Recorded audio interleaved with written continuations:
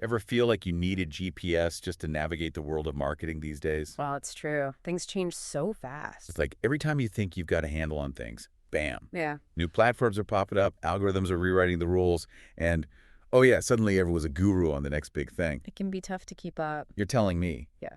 But that's why I'm really excited about today's deep dive. We're digging into the work of this, well, he's kind of a marketing maverick in a way. Oh, interesting. He's a strategist, tons of experience, built a whole career helping companies find solid, lasting growth, not just chasing the latest fads. I like his style already. Yeah. So, what's the secret sauce? Well, he's basically saying, hold up a sec, everyone. Let's stop getting distracted by all the shiny objects and rethink how we even approach markets in the first place. I'm all ears. The best part is, by the time we're done with this deep dive, you'll walk away with a whole new framework for understanding markets, one that isn't about jumping from one trend to the next. It's about the long game. Now, that sounds like something worth paying attention to. Right. So he starts by saying that most companies are missing the forest for the trees. Like they get so lost trying to master the latest marketing tactic that they completely forget about the most important thing, And that is? their customers. Right back to basics. Exactly. But not just basic demographics. He's talking about really understanding the deeper reasons why customers are drawn to certain solutions in the first place. Like, what are their fundamental objectives? What are those jobs to be done? Jobs to be done. I like that. Right. He cuts through all the jargon. So instead of just seeing a market as a bunch of buyers of CRM software, let's say. Right. We should be thinking about them as companies seeking profitable growth. Okay, yeah. That's a much better way to look at it. Right. Because at the end of the day, nobody buys software just for the fun of it. Exactly. They're investing in a solution that they believe, hopefully, will help them achieve a specific goal. And if you're not speaking to that deeper need. You're dead in the water. Yeah. It's like that classic saying, people don't want to buy a drill, they want to buy a hole in the wall. There you go. It's all about the outcome. Precisely. Imagine a builder who's so focused on selling hammers that they forget to ask what the customer is actually building. A house, a birdhouse, a bookshelf. Exactly. It's the job to be done, that desired outcome that tells you what the customer is truly after. And I think that's such a good analogy because it makes you realize that in any industry, in any field, there are these underlying objectives that can get lost in all the noise of the latest and greatest offerings. Oh, absolutely. It's easy to get caught up in the hype. So how do we avoid that trap? Well, he would say it starts by asking the right questions. What are the holes in the wall that your customers are struggling to create, so to speak? And this is where his concept of natural needs-based segments comes in.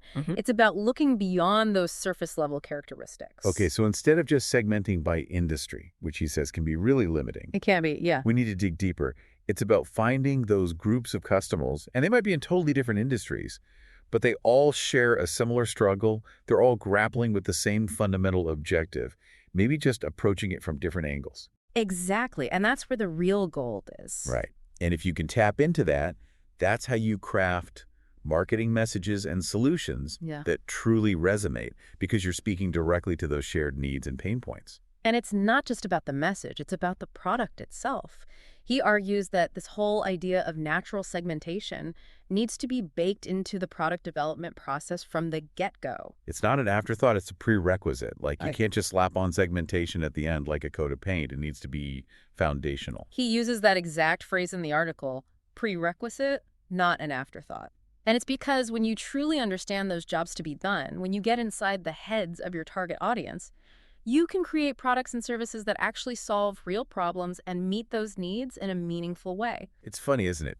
We can get so caught up in the weeds of marketing tactics, all the bells and whistles. It's easy to, yeah. But when you actually take a step back, zoom out, and look at it from this jobs to be done perspective, it's like, oh yeah, duh. Of course you need to understand what your customer is actually trying to achieve. It does seem obvious when you put it like that.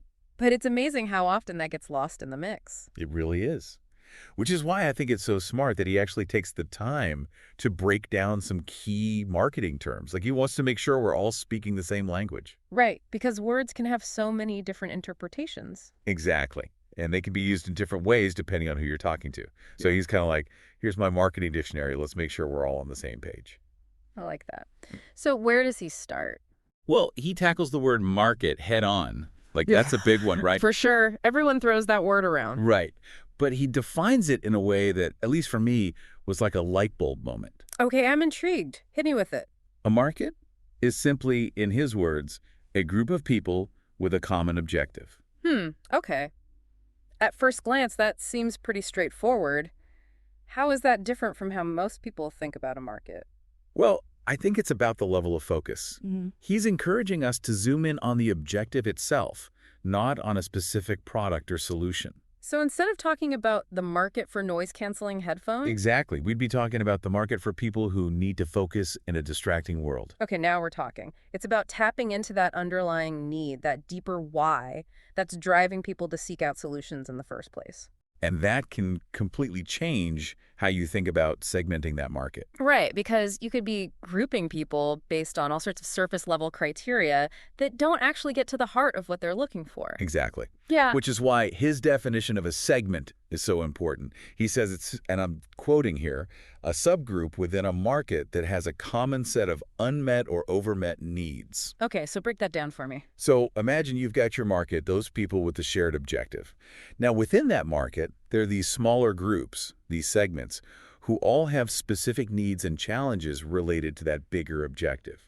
And those needs might not always be obvious. Exactly. It takes some digging, some real customer empathy to uncover them. Like, why are certain people drawn to one solution over another, even though on the surface they might seem to have similar needs? You've got to put on your detective hat.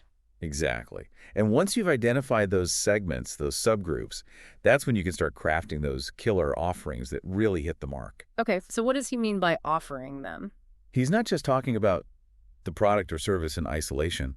He's talking about the whole shebang, the entire experience you're creating for the customer. So everything from the moment they first hear about you to...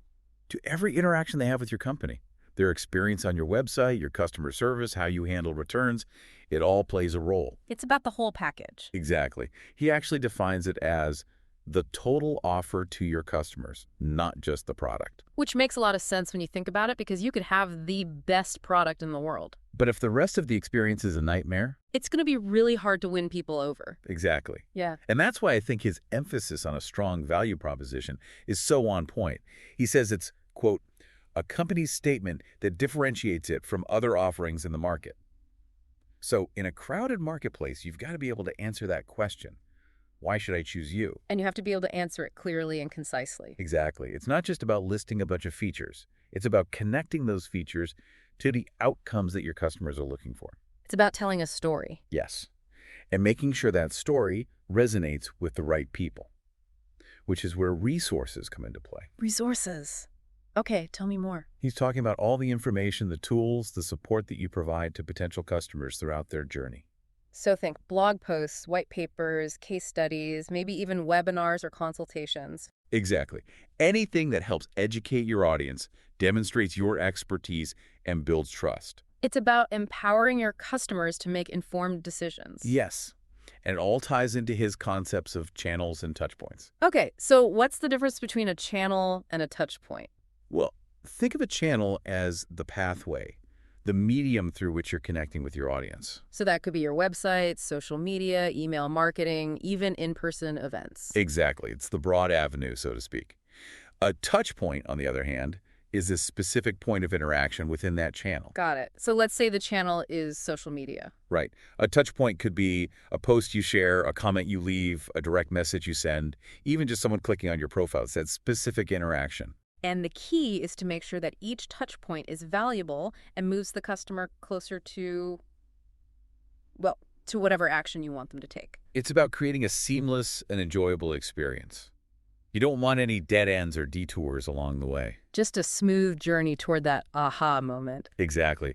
And that brings us to his definition of an interaction. Which is? He defines it as an occurrence between one or more parties at a touch point. So it's the actual moment of engagement. Exactly. It could be a conversation, a download, a purchase, a phone call, whatever form it takes. It's that point where the rubber meets the road and you find out if your message is resonating. It's like that first date analogy. Oh, I love that. You've put in all this work, you've shown up as your best self, and now it's time to see if there's a connection. And you're listening, you're paying attention to their cues, and you're adjusting your approach as needed.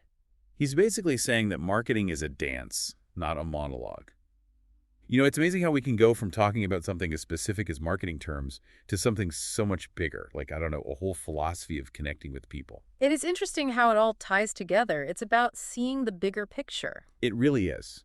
We've been talking about this jobs to be done framework, but it feels like it goes way beyond just marketing. It's like Hmm. we've been handed this master key that unlocks something fundamental about understanding human behavior and motivation, no matter what the context. I think that's a great point. It's about recognizing that at the heart of it all, whether we're talking about customers, clients, or even just colleagues, we're all driven by these deeper needs and desires. Absolutely.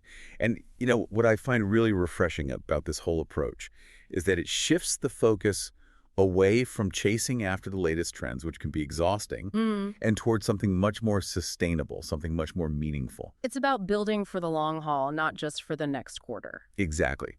It's like the difference between building a house on sand versus building it on solid ground. I love that analogy. When you truly understand those enduring objectives, when you've taken the time to identify those natural needs-based segments, you're building your strategy on a rock-solid foundation. And that's a great feeling. It's like, okay, now we're getting somewhere. It gives you a sense of confidence, a direction to move forward. This whole deep dive has been so insightful. I feel like I've got this whole new toolkit for approaching marketing challenges. But you know what?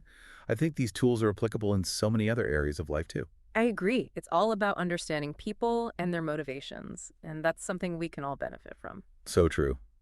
And with that in mind, let's leave our listeners with a final thought-provoking question, something to chew on, inspired by everything we've discussed today. How could understanding your jobs to be done, not your customers, but your own personal and professional objectives, your own holes in the wall, so to speak, how could that lead you to greater success and fulfillment?